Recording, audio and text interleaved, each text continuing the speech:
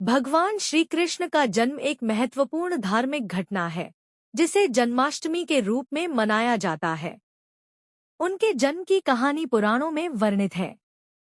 श्री कृष्ण का जन्म मथुरा के कंस के कारागार में हुआ था। कंस मथुरा का राजा और एक अत्याचारी शासक था। उसकी बहन देवकी की 8वीं संतान द्वारा उसकी मृत्यु होने की भविष्यवाणी हुई थी। इस डर से कंस ने अपनी बहन देवकी और उनके पति वासुदेव को कैद कर लिया और उनके सभी संतानों को मार दिया।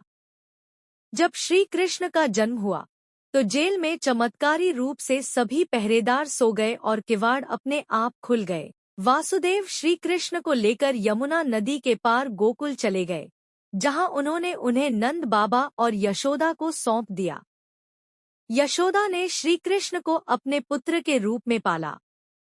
कृष्ण का बाल्यकाल गोकुल और वृंदावन में बीता, जहां उन्होंने अनेक लीलाएं की। उनका जीवन असत्य पर सत्य की विजय का प्रतीक है। उन्होंने कंस का अंत किया और धर्म की पुनर्स्थापना की। जन्माष्टमी का पर्व उनके जन्म की खुशी में मनाया जाता है, जिसमें रात भर भजन कीर्तन होते हैं और भक्त व्रत रखते हैं। श्री कृष्ण का जीवन मानवता को प्रेम, करुणा और धर्म का मार्ग दिखाने वाला है। श्री कृष्ण का बाल्यकाल असाधारण चमत्कारों और लीलाओं से भरा रहा। वे बालगोपाल के रूप में अपने नटखट स्वभाव और प्रेमपूर्ण लीलाओं के कारण गोकुलवासियों के प्रिय बन गए। उन्होंने गोपियों के साथ रासलीला की, जिसने प्रेम और भक्ति की गहरी भावनाओं को जागृत किया। बालकृष्ण ने माखन चोरी की लीला भी की, जिसके कारण उन्हें माखन चोर कहा जाता है। कृष्ण की लीलाओं में कालिया नाग का वध और गोवर्धन पर्वत को अपनी छोटी उंगली पर उठाने की कथा विशेष रूप से प्रसिद्ध है।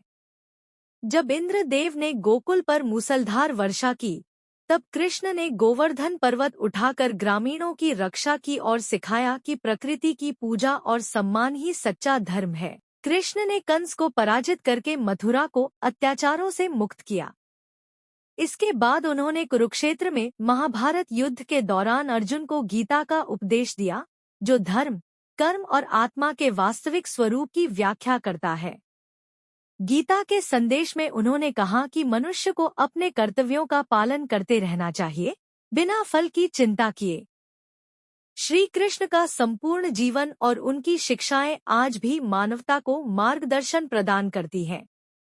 जन्माष्टमी का पर्व उनके दिव्य जीवन और शिक्षाओं का स्मरण है, जो भक्तों को सच्चाई और धर्म के मार्ग पर चलने की प्रेरणा देता है। भक्तजनों, आपको भगवान श्री कृष्ण का जन्मलीला कैसा लगा? यदि पसंद आया तो लाइक और सब्सक्राइब जरूर कीजिए और कमेंट में जय श्री कृष्ण लिखिए।